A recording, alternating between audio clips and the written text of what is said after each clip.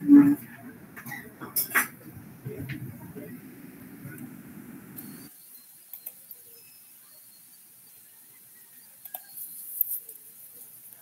good morning po. For today ay didiscuss ko po ang numbers 1 and 2 ng samples problem given. So, for our problem number 1, a box-shaped vessel 45 meters times 8 meters times 6 meters displaces 1,476 tons. Find the km in salt water. Sa problem natin, meron tayong given na mass displacement na 1,476 tons, length na 45 meters, breadth na 8 meters, and for our density, we have the salt water which is 1.025. Then, ang hinahanap po sa problem is km or yung distance ng kill sa m. So, in order po na makuha natin yung km is we will use the formula of kb plus bm. So, since gagamitin po natin ng draft sa pagkuha ng kb is kukunin po muna natin yung draft sa formula ng mass displacement. So, mass displacement is equals to length times breadth times draft times density. Then, manipulate lang natin mass displacement all over length times breadth times density. Then, substitute the values 1,476 all over 45 times 8 times 1.025. Then, makukuha po natin yung answer na draft na 4 meters. For kb, substitute lang po natin yung value ng draft. So, 1/2 times 4 meters. Then, we will get the answer of 2 meters. Para naman po sabihan natin, since box-shaped vessel po yung given, gagamitin natin yung formula na breadth squared over 12 times draft. Then again, substitute the values 8 squared all over 12 times 4. Then as we solve ay makukuha po natin yung answer na 1.333 meters. So since may value na po tayo ng kb and bm, masasolve na po natin yung distance ng kill sa m. So, km is equals to kb plus bm, 2 meters plus 1.33333 m. Then, ang answer po natin for km is 3.333 m.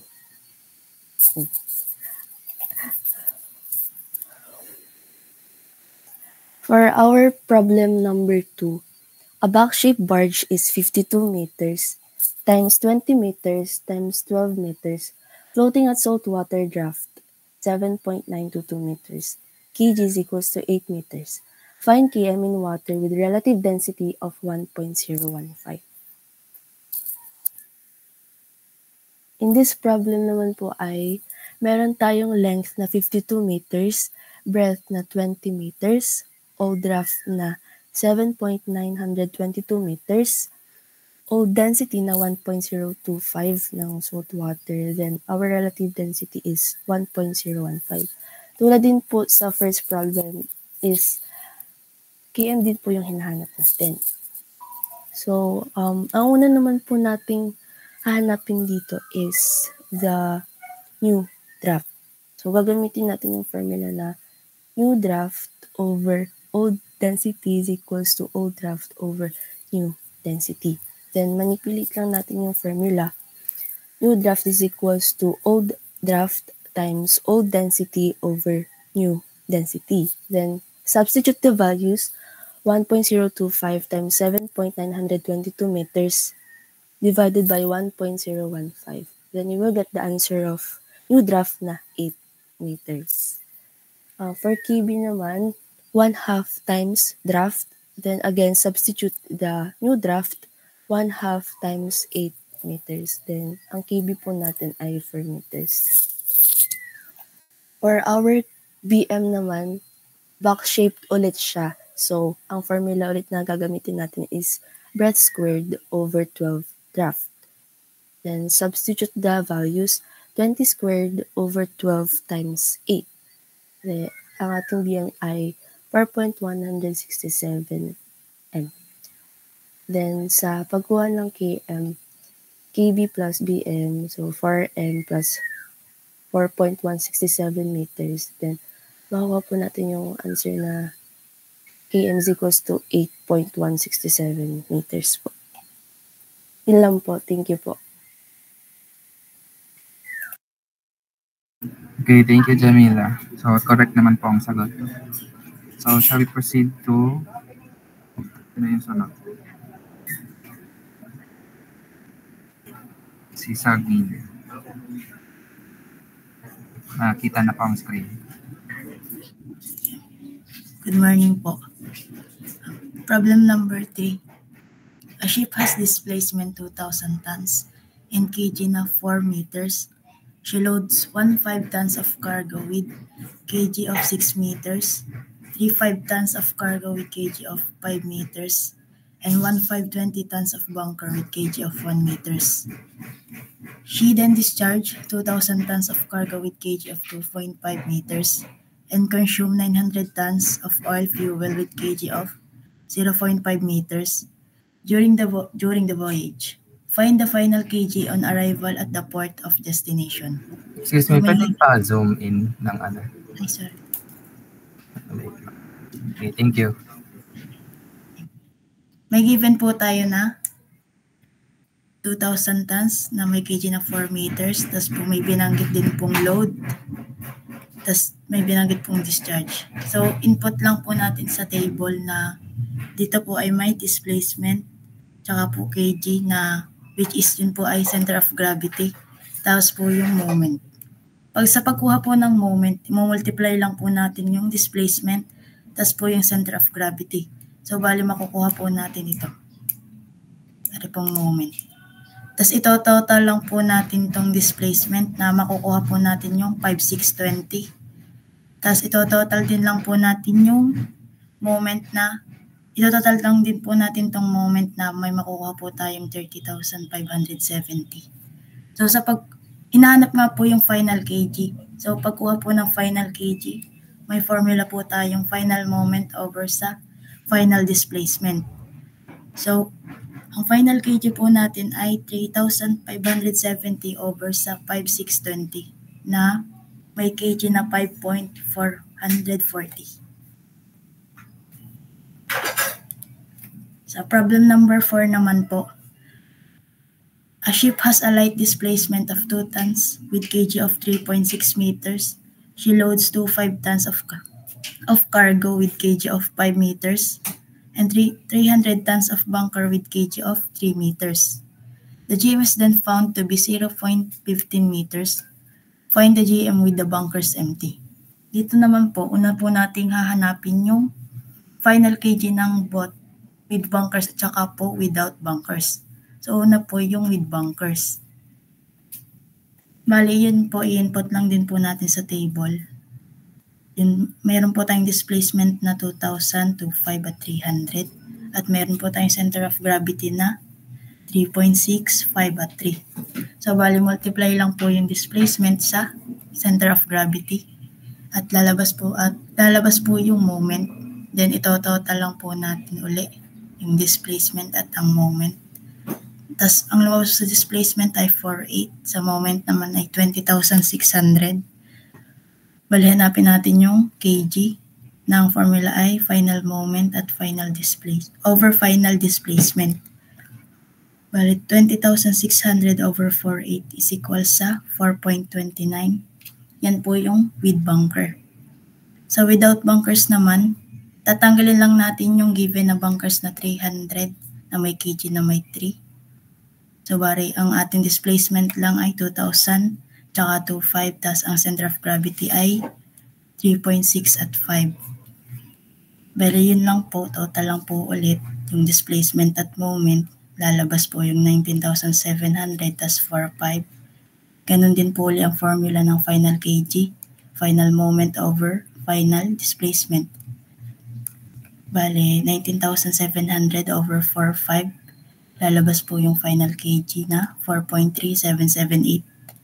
So, bale, hinahanap nga po yung GM without bunkers. Hanap po muna tayo ng KM. Sa pagkuha po ng GM, kailangan po ay KM minus KG, kaso wala po tayong KM. Imamanipulate po natin tong formula na to. KG equals KM minus GM. Magiging KM equals KG plus GM. Bali yung KG natin yun yung sa with bunker plus yung 0.50 na given na GM. Magiging 4.441. Tapos sa GM is equals to KM minus KG. Nakuha na natin yung KM na 4.41. Ma-minus lang po natin sa KG ng without bunkers. Tapos magkakaroon na po tayong GM na 0.064. Yun lang po. Thank you po. Okay po. Thank you. Thank you, Ken. Next po.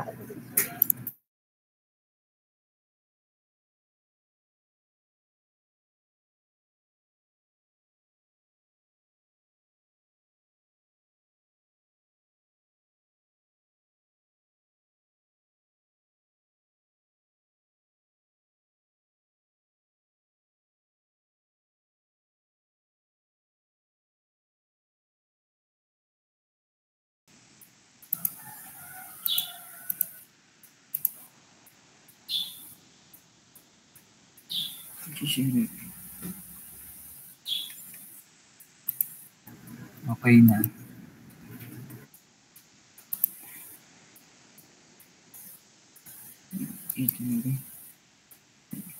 Dito na lang pala po.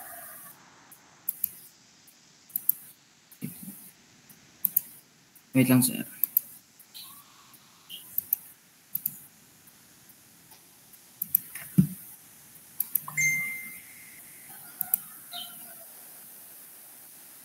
Visible na po. Yes po. Wala pa yung PowerPoint po.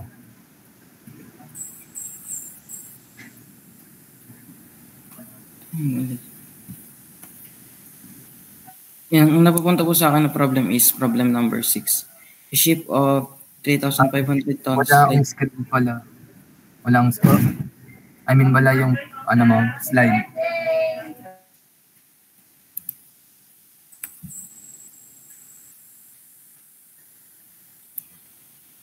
Hindi pa rin po visible. Ang nakikita namin ay yung meet sa screen. Ito lang, sir. Diyan lang, sir, sa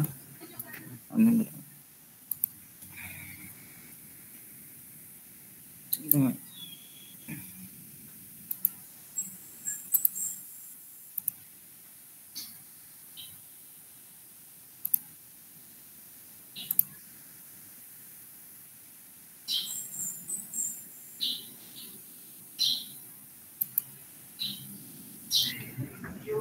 Yan, okay na. Wait lang, sir. Ayan, ano ko lang ito.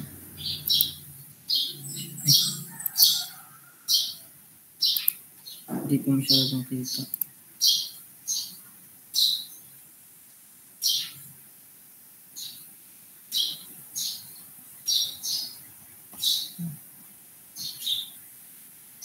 Okay na po, sir, yan? Hindi lang po ito. Sige. Okay na. Okay na po yan. Ship of 3,500 tons light. Sorry.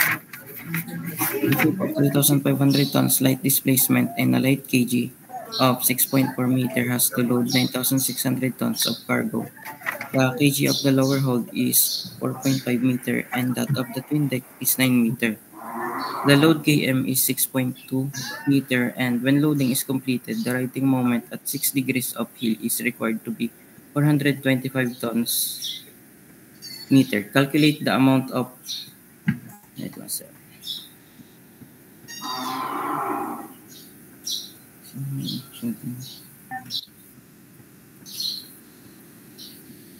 calculate the amount of cargo to be loaded in the lower hold and twin deck respectively.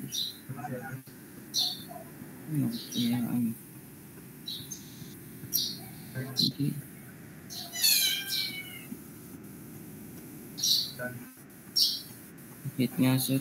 Kaya ganun. Hindi next. Hindi ko ma-slide. Dito nga, sir, pwede din sa Screenshot mo na lang kaya. Tapos sa Word na lang. Interscreen.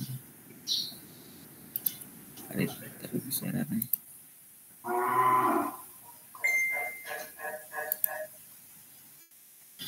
Pag ganyan ka po, hindi po kita yung ano, yung... Yan, okay na. Okay na. Okay na po to. Sige po. And ang una po natin ano is yung given po.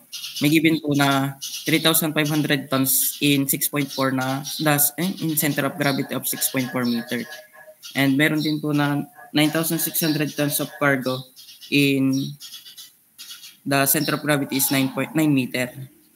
And the righting moment at 6 degrees of hill is 425 tons meter.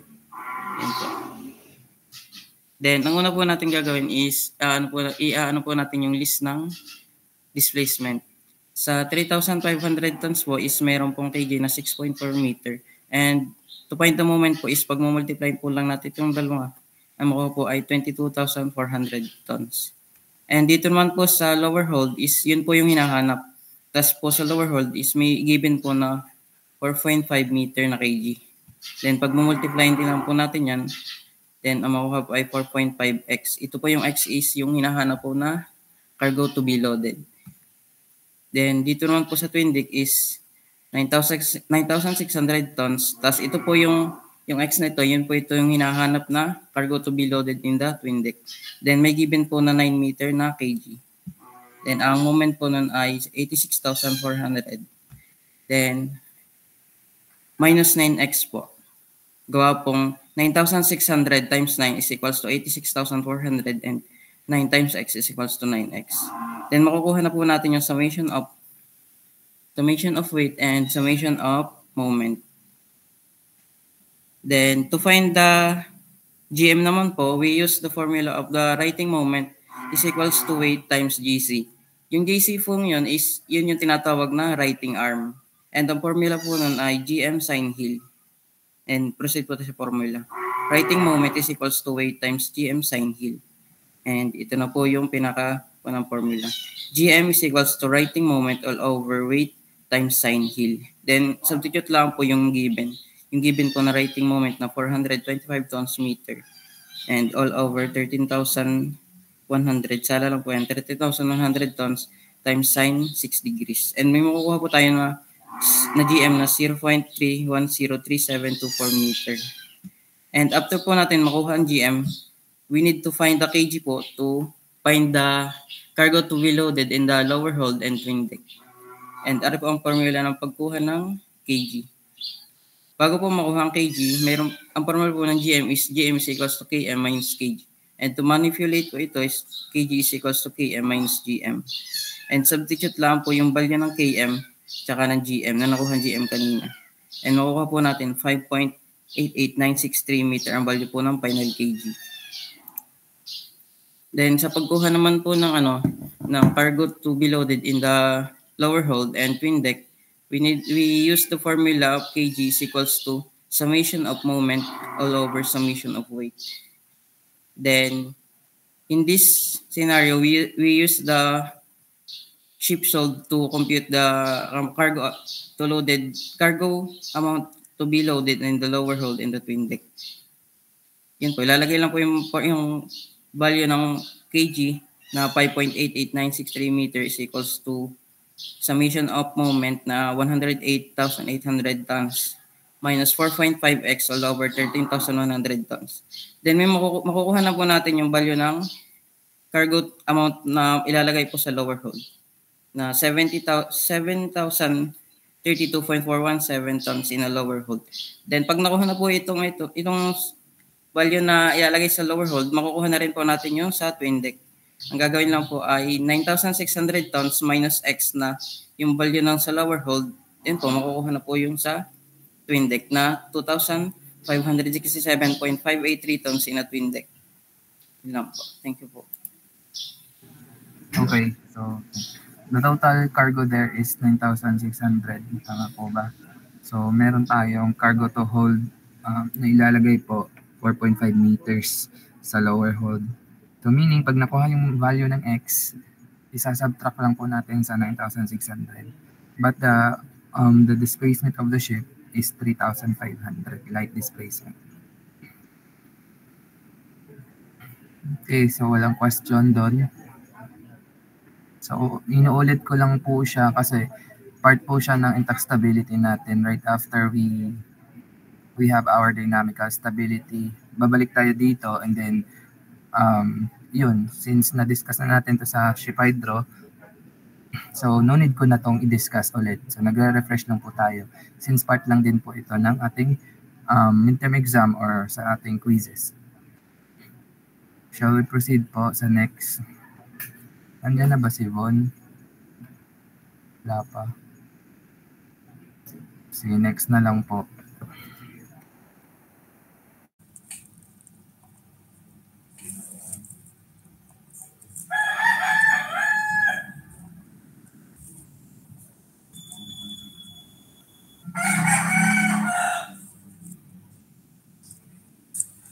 Kita po ang screen.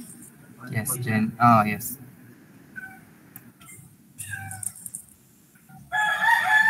So, for number 7 po.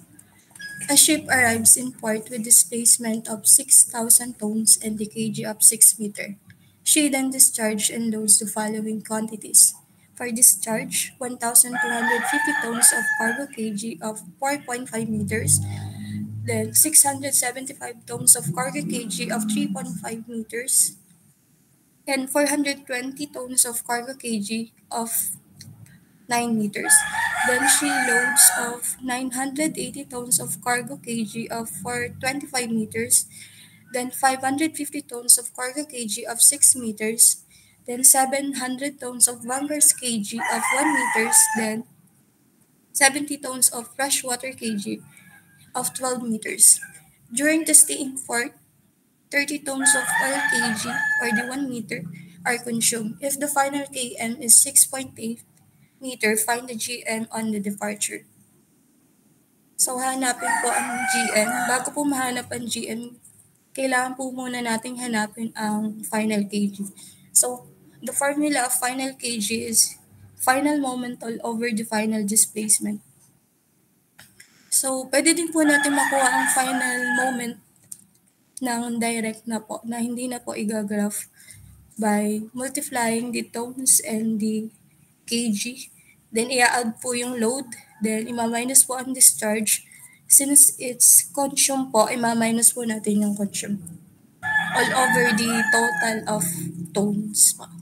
So, 6,000 times 6 plus 980 times 425 plus 550 times 6 plus 700 times 1 plus 70 times 12 minus 1,250 times 4.50 minus plus 675 times 3.5 plus 420 times 9 minus the consume of 30 times 1 all over the 6,000 plus 980 plus 550 plus 700 plus 70 minus the 1,250 plus 675 plus 420 minus 30 tons. So, equal po siya sa 33,207.5 tons per meter all over the 5,925 tons. Ang KGF po natin is equal to 5.6046135 meter. Wait lang, Jenny. Ano bang hinahanap? GM? Opo. Asan yung GM? Hindi ko Wait na... lang po. Sige.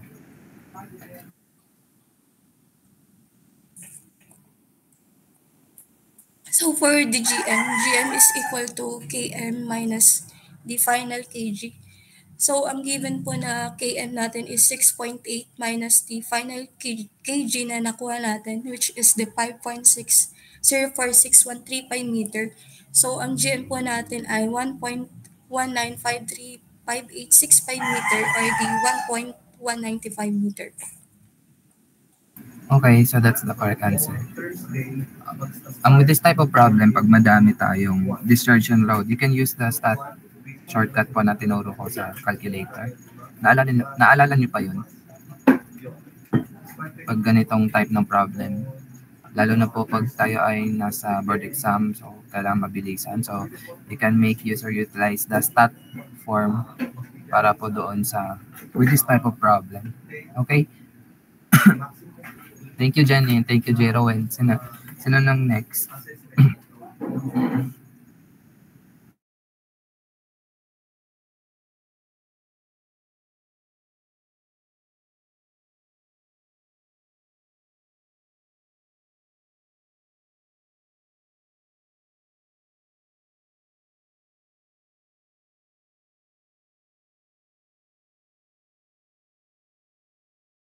Hello, good morning po sir. Audible po ba? Yes. So for question number 9, a ship of 7,350 tons displacement has a kg of 5.8 meter and GM of 0.5 meter. Find how much cargo deck must be loaded to have a kg na 9 meters if there is to be a metacentric height of not less than 0.38 meters when loading is completed. So this is a problem with multiple kg and multiple weights and final kg. So ang hinahanap po dito is yung missing deck cargo to be loaded. So given, meron po tayong weights na 7,350 tons, having a kg of 5.8, and ang sabi, hanapin daw po yung missing cargo to be loaded na merong 9 meters na kg. So in here, sa table po natin, the weights is 7,350 and yung ating missing tonnage. So for moment, ita-times lang po yung 7,350 times yung kanyang kg, and that would be 42,630. Tapos yung missing tonnage na may 9 would be just, for now, 9 times, ang kanyang moment ay magiging 9 times yung missing tonnage. Thus, meron tayong summation ng weight na 7,350 plus yung missing tonnage, and for summation ng moment is 42,630 plus 9 times yung ating missing tonnage. So formula to be used is our final kg, which is final moment divided by final displacement. Solution. So mayroon po tayong binigay na km.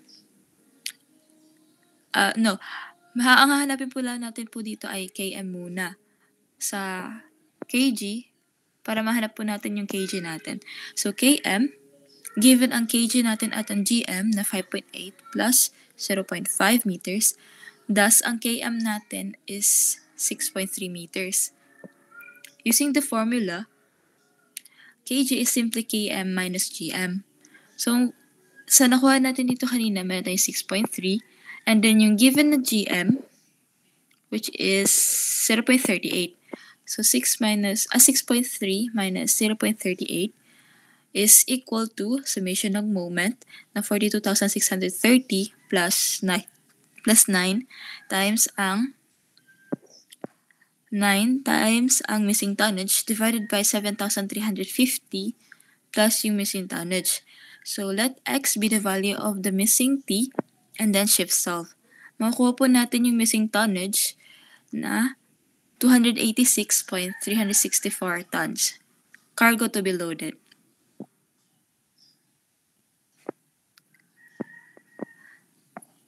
Then number 9. So for number 9, a ship partly loaded and has a displacement of 9,000 tons, kg na 6 meter, and km of 7.3 meters. She is to have a 19-day passage consuming 26 tons of oil per day, which has a kg of 0.5 meters. Find how much of the cargo she may load with a kg of 10 meters if the JM on arrival at the destination is to be not less than 0.3 meters. So same solution. We have the weights 9,000 And sabi dito, nag-consume siya ng 26 ton during a 19-day. So this would be, dahil nag-consume siya, nababawasan yung ating weight, magiging negative siya. So negative times day times yung kanyang consumed na fuel, na oil.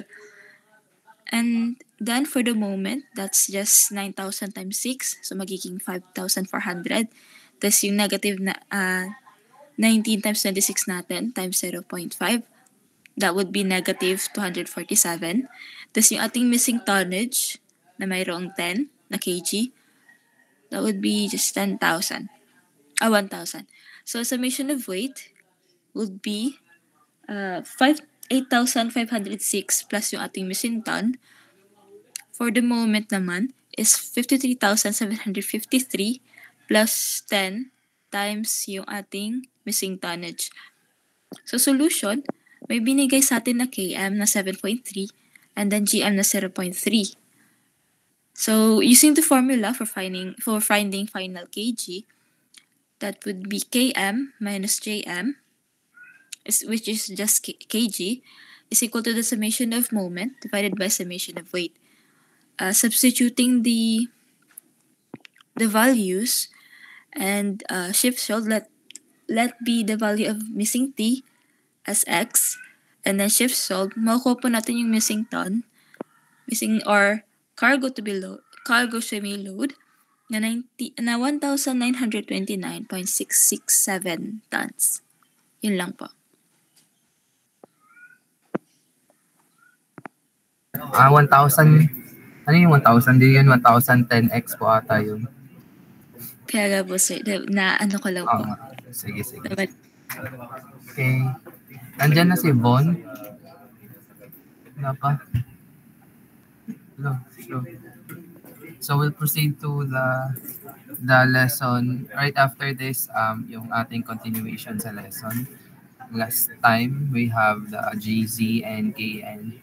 Finding the corrected GZ and correct value of KN. And then, for now, aalamin natin kung ano yung purpose niya doon sa ating statical stability. But just an introduction muna since para hindi tayo masyadong mabilis. Kasi pagkakalam po siguro matatapos na tayo ng February. Ganito yung pacing natin. So I'll be sharing my screen first. Sige, super busy ako this time. Do you see my screen now? Yes po. Nakakuha na ba lahat? Module? Wala pa. So, nasa page, po siya, if may module po kayo dyan. Actually, na tayo. Layo na po tayo. Ayan, so last time we calculated the value of the corrected GZ from the cross curves of stability using the GZ cross curves or the KN cross curves. Now, ano yung gagawin sa GZ para malaman natin yung conditions ng barko natin? So we proceed to We proceed to lesson 7. We have the curve of statical stability. So when we say the curve of statical stability, isa po itong graph wherein that's on the left side, you can see the value of your GZ. And on the below side, that's the heel in degrees. So, kung sa cross curves, makikita nyo ay mass tonnage dito sa baba and then heels po ang nasa left side. So, sa curve of statical stability, that's GZ versus the heel. So, ang GZ na to, yung nasa left side, yun po yung GZ na na-plot ninyo versus the heel. Ito po, itong dito, yung corrected GZ. So, connected lang po siya, po. So, when you plot the GZ, with its according to with each of its heel, So, heel, ito, example, heel 0, then ang GZ corrected is 0, ganun. So, until mabuo tong parang parabola. So, ano pa lang makikita dito, tsaka ano po yung essence ng pag-graph ng curve of statical stability. So first is, alamin natin kung ano yung makikita dito sa graph na to. So first is the range of stability. The range of stability is defined as the range over which the shape has a positive writing levers. So kung mapapansin nyo, ang meron po tayong positive writing levers or positive GZ, nandito po siya na-graph sa taas. Pero pag negative GZ, nandito po siya sa baba. So meaning the range of stability is where the graph, the part of the graph is nandun po sa taas.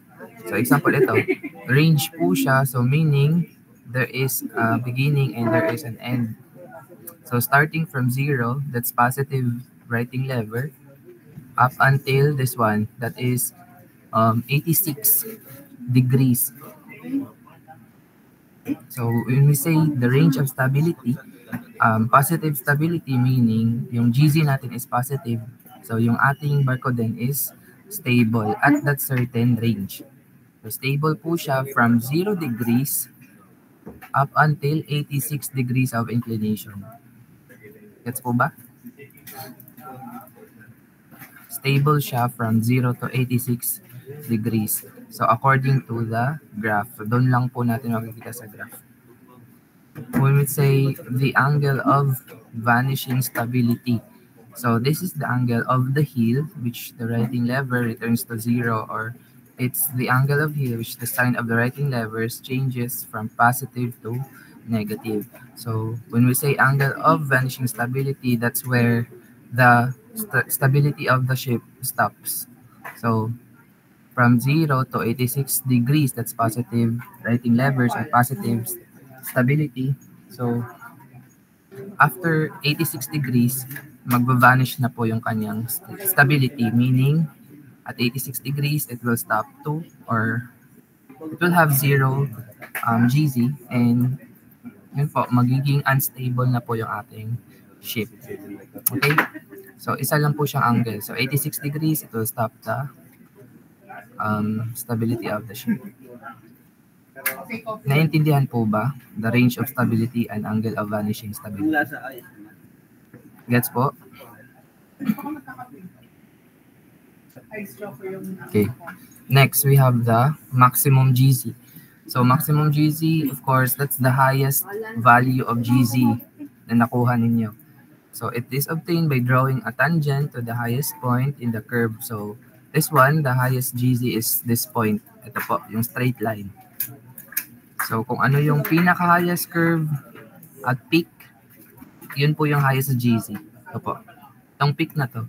So, at that peak, hahanapin mo siya. Of course, yun po yung nasa table. So, hahanapin mo po kasi siya kung ano yung angle ng GZ, yung maximum GZ. So, dalawa pong sagot dyan. Alamin mo yung maximum GZ and then ano yung angle po na naging maximum yung kanyang GZ. So, in this graph, the GZ is 0.63. And then, the GZ occurs at 42 degrees angle. So, at 42 angle po, yung pag-incline ng shape ng 42 degrees, the maximum GZ is 0.63. Nakuha po. Next parameter is the initial metacentric height, or the GM. So it is found by drawing a tangent to the curve through the origin. So, and then erecting to a perpendicular through an angle of 57.3 degrees. So, ito po yung pinaka matrabaho na part sa ating statical stability is to locate the initial metacentric height. So, to locate the initial metacentric height, first is you locate the 57.3 degrees. Ito po yun. First is you locate the 57.3 degrees. So, ano pong ibig sabihin ng 57.3 degrees? So, that's 1 radian. So, that's 1 degree, 1 radian. So, ikot po ng barko, 57.3. So, once you located it, you will draw a projected line, and then you will draw also a tangent line dito sa first curve. Since ito po yung ating first curve sa GZ curve, magdodraw lang po kayo ng tangent line and then i-connect mo siya doon sa line na na-project mo sa 57.3 degrees. Nakuha po. So, bubuo po kayo ng slant line. So, kung ano yung intersection ng tangent line from the origin, of course, tangent to this curve, to the projected line na from projected line ng degree angle na 57.3, yun po yung value ng ating GM. So, titingin po kayo sa GZ. So, ito na po yung ating GM. So, according to this graph, the GM is 0.54. Okay, naintindihan po? Yeah.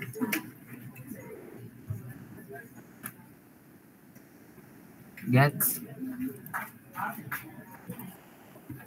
Yun lang naman po ang ating hahanapin when we say curve of statical stability. First is the range of stability, so that's the positive writing levers, and the angle of vanishing stability, wherein the stability stops, or the angle in which the stable condition stops. Then the maximum GZ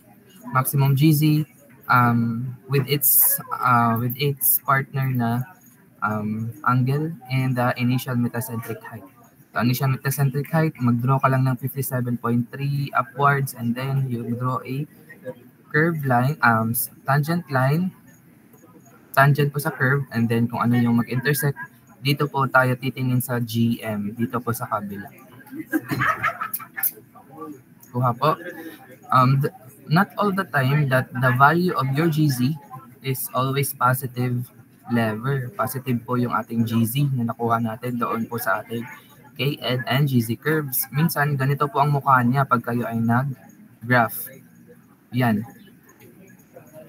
Pag kayo nag-graph sa GZ versus the hill, minsan nagaganda nito po siya. So, what is the meaning of this? So, first daw, at a small angle daw, siya ay negative GZ, meaning unstable po siya sa smaller angle. Pero pagdating ng, siguro ito pong point na to is 18 degrees, at 18 degrees, bumalik po siya, naging positive, o naging stable po siya at 18 degrees.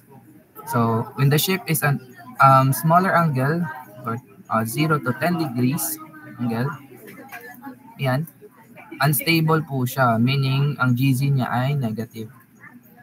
But when it comes to magiging 18 degrees na po siya sa kanyang inclination, it will go back to its positive stability.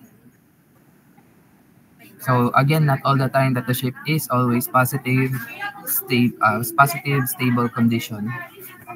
So paano natin malalaman ang mga parameters dito? We have the range of stability, angle of vanishing stability, GM, and GZ. So first is the range of stability. Again, when we say the range of stability, hahanapin mo lang yung part na nagiging positive yung kanyang stability, or positive yung kanyang GZ or writing levers. So nagiging positive lang yung kanyang writing levers from 18 degrees to this is 90 degrees. Kuha po the range of stability. Since itong part na to from 0 to 18, siya po ay nag-negative writing lever. So hindi po siya kasali sa range of stability. Gets? Next is the angle of vanishing stability. Yun lang din po, kung saan siya nag-stop. Kung kailan siya nag-stop ulit, magiging 0 ulit siya. So, from 90 degrees. So, 90 degrees is our angle of vanishing stability. Okay, so this is the angle in which the writing levers returns to 0, or is the angle of heel, which the sign of the writing levers changes from positive to negative. So usually, ang angle of vanishing stability is the end of the angle na sinusolve nyo sa GZ. So kung ano yung end ng angle, example 0 to 90, so 90 po yung inyong angle of vanishing stability.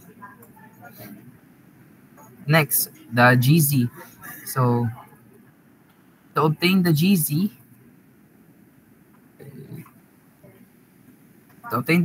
by drawing a tangent to the highest point in the curve for the first 0 to 18 degrees. This indicates a maximum GZ of negative 0.3 meters at 9 degrees. So, ang sa GZ naman dito na part is since dalawa po yung kanyang peak or dalawa po yung kanyang curve, dalawa po ang ating magiging maximum GZ. So, meaning we have the GZ at the negative side or negative writing lever and a GZ for the positive writing lever. So, to get the GZ po doon sa ating negative writing lever, pareho lang po sa pag-locate sa atin ng pagkuha ng GM. So, i-connect mo lang dito sa... Wait. Ay, di pala. So, yung damage yun. Okay, sorry. So, to find the maximum GZ sa negative side, kukunin mo na itong highest point. So, say for example, this is 9 degrees. Yun po yung GZ dito at negative side. And then, ang GZ po sa positive side is this point. Yan. So, mas mabuti pag meron po tayong mga ruler po. Tsaka triangle. So the GZ here is negative 0.3 meters at 9 degree angle for the negative side, and for the positive side that's 18 degrees. Wait, that's 20.25. This one. That's 0.25 daw at 48 degree angle. Wow po. Yan. So again the first one is negative 0.3 at 9 degrees, and the maximum GZ at the positive side is 0.25 at 48 degrees. Next, the last one is the GM. The GM is to be found at the first curve. So doon po tayo magbabase sa first curve. Since po yung first condition niya is nag-negative stability na po siya, then that's the we could say that the GM here is negative. So meaning unstable po yung barko na natin dito. So to locate the GM, the same pa din from zero origin, yung tangent line sa first curve, and then locate the 57.3 degrees, that's 1 radian. Yan, kung ano yung mag-intersect, yun po yung ating GM. So yung GM po natin is negative. That's negative 0.12 meters. So, titingin po kayo dito sa left side, sa GZ side, to locate the value of your GM. Okay po. Hits po. So, yun. From finding the GZ sa cross curves or KN curves, magpa-plot po kayo ng statical stability curve. Yun po yung gagawin natin next face-to-face. So, magdala lang kayo ng A4. A4 or A3 pala. Okay, so, bibigyan ko kayo ng, may kasunod pa to, iisahin ko na lang po sa next week. Next week online. So, next is, after this one, the statical stability is aalamin natin ang dynamical stability and moment of statical stability. We already discussed this sa ating ship hydrostatics, yung MSS at small angle and MSS at large angle. Ano po? So, quick review. So again, if you're given a problem, this type of problem sa stability, first is you will locate the value of GZ. Aalamin mo lang kung KN siya or GZ. Pag GZ naman, is aalamin mo kung yung assumed sa given is lower or yung assumed is higher. Of course, given naman yung cross curves. Ang cross curves naman ay given. Doon lang kayo mag-locate. So, kailangan, siguro magdala na lang din ng graphing paper. Tapos, ididikit na lang doon sa A3. So, this is the first step, locating the required GZ. And then, after this one, you will create a statical curve, this one. And then, determine the range of stability, angle of vanishing, maximum, GM, and GZ po at a certain angle. So next meeting is the dynamical stability naman po. So to find the dynamical stability, needed po natin ang Simpson's rule. So since ito po ay curve or irregular shape, hahanapin po kasi natin ang area at a certain degree. So may fina-follow po tayo ng IMO Stability Code of 2008. Doon po natin malalaman if your ship is or past the requirements for the statical stability code of 2008. So that's on the next meeting online para po sa ating face-to-face even week. On the next Thursday is mag-activity po tayo the whole meeting.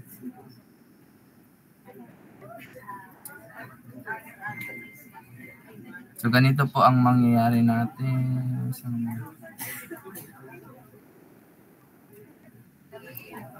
Ayan.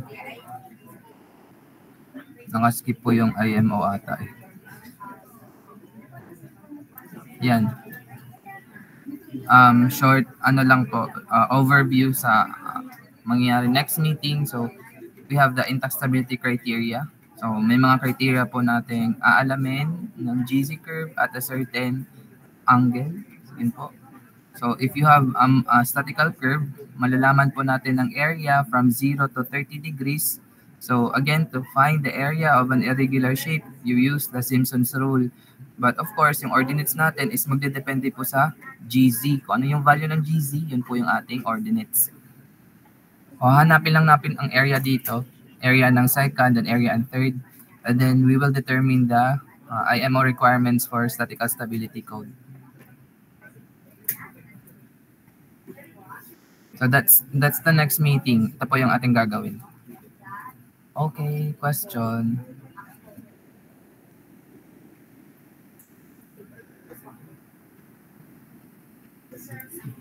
Ilang, wala si Bon, no? Ano naman yun? Lagot sa akin yun.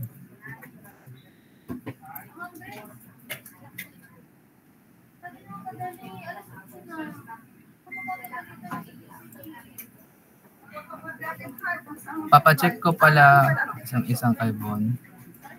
Ginagawa ko na yung letter sa papacheck ko lang kay Ma'am Lay. Sa intent letter. Nag-ano kasi sila gawa na. Yung lang, yung 2. Ay, ano ba yun? Send. Na-send ko sa ko. Sa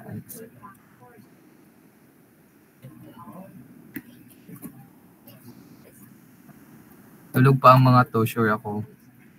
Pag ako nag-open cam, hawa to. Kahiga pa mga to. Tawa nga eh. Lakas eh. Hoy, kayo ngayong SEM ha. Hindi ko kayo papatuloy ng damage stability pag hindi kayo dito. May mga thesis, something like second year. Okay, so next meeting is online ulit. Tatapusin lang natin yung dynamical stability and then we'll proceed sa face-to-face is tayo. Activity lang po tayo. Magdala lang po ng A3, sorry. And ruler. Tapos hanapin naman ako ni Carnel kasi wala siyang ruler daw.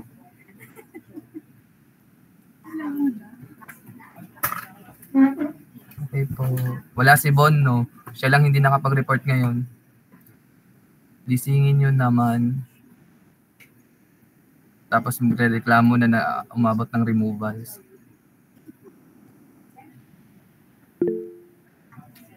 Yes, Lawrence.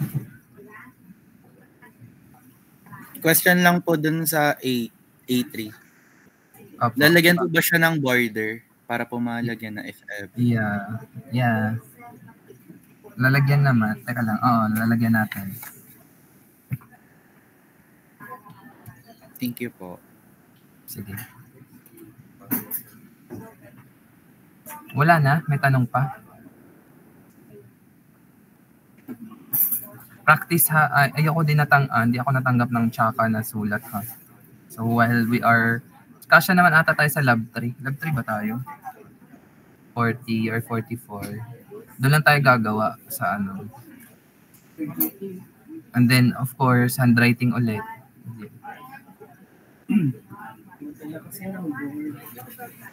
Kahit magdala kayo ng light pad, okay lang sa akin yun. Wala nga uso sa si Ronnie